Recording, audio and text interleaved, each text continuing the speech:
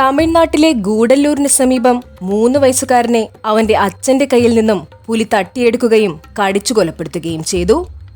ഇന്നലെ വൈകിട്ട് 5 മണിയോടെയാണ് അങ്കനവാടിയിൽ നിന്നും മടങ്ങുന്ന സമയത്ത് പിതാവിന്റെ കയ്യിൽ നിന്നും കുഞ്ഞിനെ പുലി തട്ടിയെടുക്കുകയും കടിച്ചു കൊലപ്പെടുത്തുകയും ചെയ്തത്.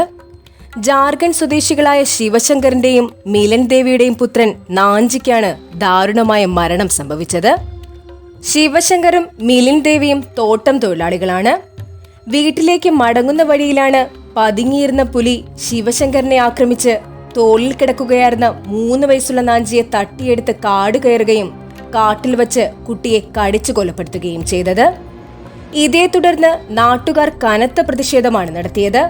കാരണം കഴിഞ്ഞ കുറച്ച് ദിവസങ്ങളായി ഈ ഭാഗത്ത് പുലിയുടെ സാന്നിധ്യം അവർ വനം വകുപ്പിനെ അറിയിച്ചിരുന്നു. പക്ഷേ വേണ്ട നടപടികൾ വനംവകുപ്പ് എടുത്തിരുന്നില്ല എന്നാണ് നാട്ടുകാർ ആരോപിക്കുന്നത്.